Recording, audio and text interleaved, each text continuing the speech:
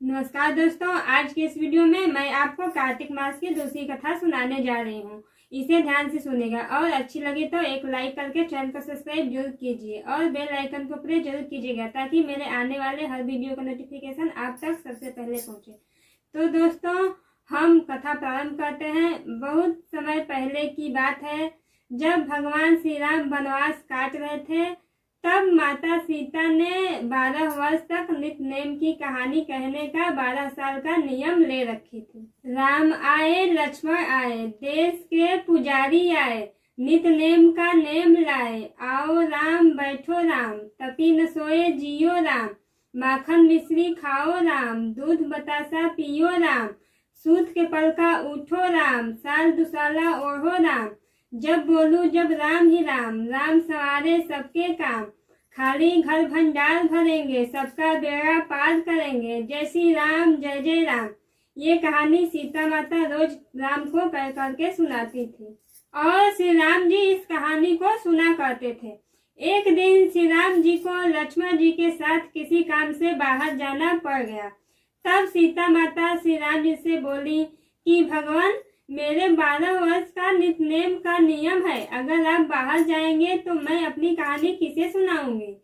तब श्री राम जी ने कहा, तुम कुएं के पास जाकर बैठ जाना और वहां पर जो औरतें पानी भरने आएंगी उन्हें अपनी कहानी सुना देना। तब सीता माता कुएं के पास जाकर बैठ गई और वहां पर एक स्त्री आई और वह स्त्री महंगे और जरी वाली साड़ी पहन रखी थी और उसने सोने का घड़ा भी ले रखा था। तब सीता माता उस औरत को देखकर उससे बोली कि बहन, मेरा 12 वर्ष का नित्यनेम सुनने का नियम है, तुम मेरी कहानी सुन लो। पर वह स्त्री बोली, मैं तुम्हारा नित्यनेम सुनने लगूंगी तो मुझे घर जाने में बहुत देर हो जाएगी और मेरी सास मुझसे झगड़ा करने लगेगी। इतना कहकर वह स्त्री कहानी सुने बिना ही वहां से चली गई और उस औरत को घर पहुंचते पहुंचते उसने जो रेशम जड़ी की साड़ी पहनी थी वह साड़ी फट गई और सोने का घड़ा मिट्टी का हो गया। और जब वह घर पहुंची और सास ने देखा तो बोली कि ये किसका दोष अपने सिर लेकर आ गई है। तब उसकी बहू बोली, माँ जी, मैं भी हैरान हूँ, ये कैसे हो सकता है। मैं तो कुएं से पानी भरकर आ रही हूँ, पर उस कुएं पर एक औरत बैठी थी। उसने मुझे अपनी कहानी सुनने के लिए कह रही थी, पर मैंने उसकी कहानी सुनने से मना कर दिया।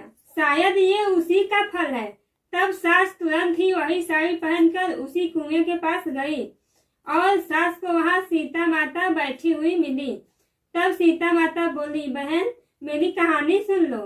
तब सास बोली, एक बार छोड़, मैं तो 4 बार तेरी कहानी सुनूंगी। तब सीता माता बहुत ही खुश हुई और अपनी कहानी सुनाने लगी।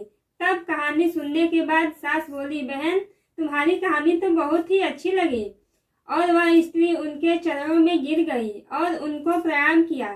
फिर उसके बाद अपने घर चली गई और उसकी साड़ी फिर से रेशमी जरी की बन गई और मिट्टी का घड़ा फिर से सोने का हो गया। और घर पहुंची तो बहू बोली कि सासू माँ, ये आपने कैसे किया।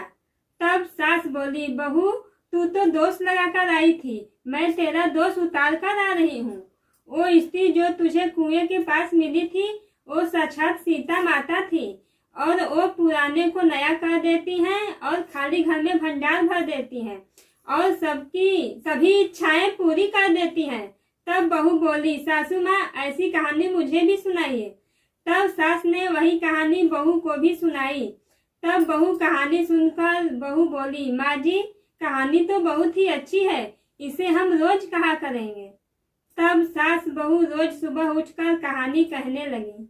एक दिन उनके घर पड़ोस की एक औरत आई और बोली कि बहन, जरा सी आग दे दो। तब सास बोली, आग तो हमने अभी नहीं जलाई है। तब पड़ोसन बोली कि बहन, तुम तो सुबह 5 बजे से ही उठी हो, फिर तुम क्या कर रही थी। तब सास बोली कि हम सुबह उठकर सीता माता की नित्यनेम की कहानी कहते हैं। तब पड़ोसन बोली कि बहन, ये कहानी मुझे भी सुना दो। तब सास ने सीता माता की कहानी पड़ोसन को भी सुनाई। तब कहानी सुनकर पड़ोसन बोली कि अब ये सीता माता के नित्यनेम की कहानी मैं रोज सुनूंगी। और कहानी कहने से ही सीता माता ने पड़ोसन के भी भंडार भर दिए। हे सीता माता, जैसे आपने उनके भंडार भर दिए, वैसे ही इस कहानी को कहते सुनते और हुंकार भरते सभी के भंडार भरना। जय माँ सीता। तो दोस्तों, हमारी ये कथा आपको अच्छी लगी हो तो प्लीज वीडियो को लाइक करके चैनल को सब्सक्राइब जरूर कीजिएगा। जय माता दी।